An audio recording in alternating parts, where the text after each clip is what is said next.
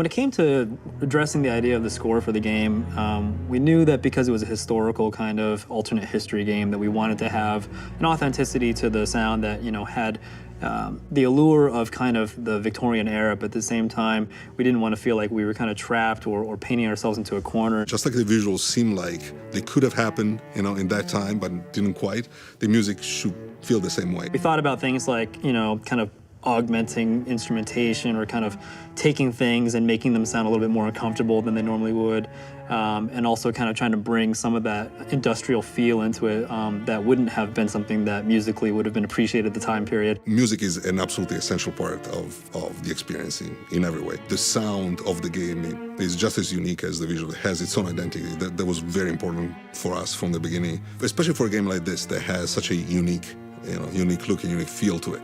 Yeah, you need to find someone that can not only understand, you know, the cinematic part, but the game part as well. For me, inspiration from music comes really easy with games. One of the things that I love to do is visit the developer before I start writing any music. That means that I can immerse myself in the world that they've already been in for at least a year. So there's concept art and playthroughs, meeting the people. There was no lack of inspiration from the team at all.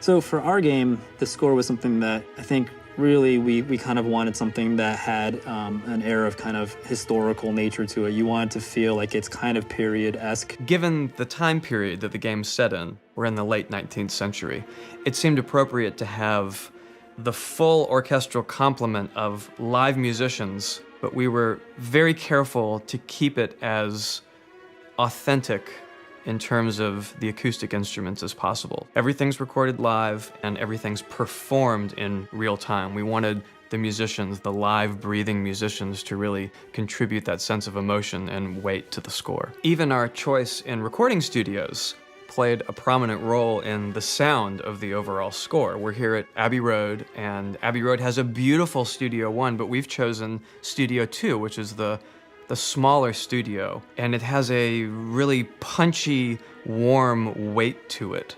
This is a big game, and it needed a musical score that matched the scope and the scale of the visuals and of the vision. If I had to choose one word to describe the music for The Order, it would probably be weight.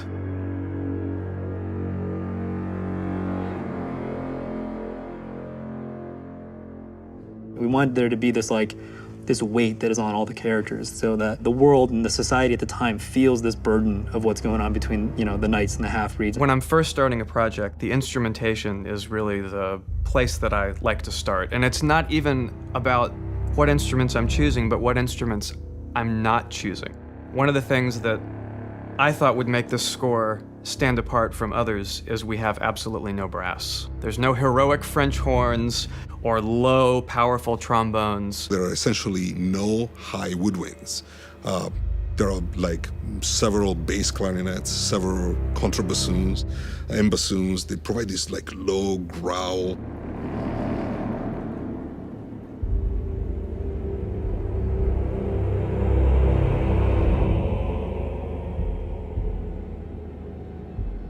And another big aspect of it is the voices. We have a choir, which is 24 men, of course. No sopranos, no altos, no tenors either. So we essentially took the low 25% of the choir and extended it even lower.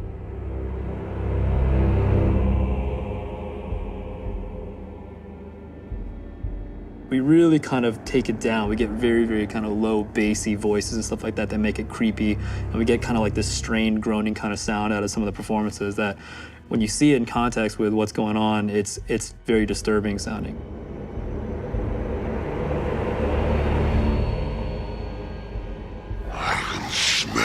The biggest challenge, I think, as a game composer, is to come up with a sound for the game that is specific and unique to that franchise. That was something I really wanted to do for The Order, where you could hear 10 seconds of music and you could say, that's from The Order.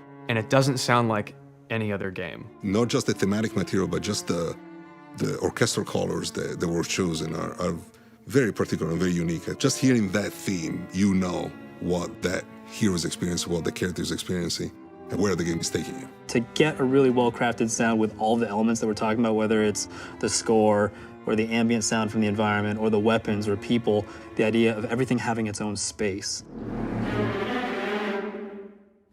Different elements kind of own their range, and then there's a certain clarity that comes from them. People can go, oh, I can kind of take it all in, and maybe they're not really, focused on any individual part, but it all makes sense, and everything is kind of coming from a place where, to our ears, fits. We want something that people haven't heard before. We want an imprint. We want a sonority that people hear it and instantly think that's the sound of The Order.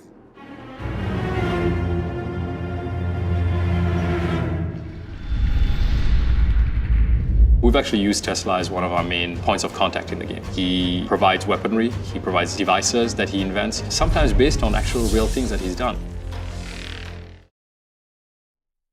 PlayStation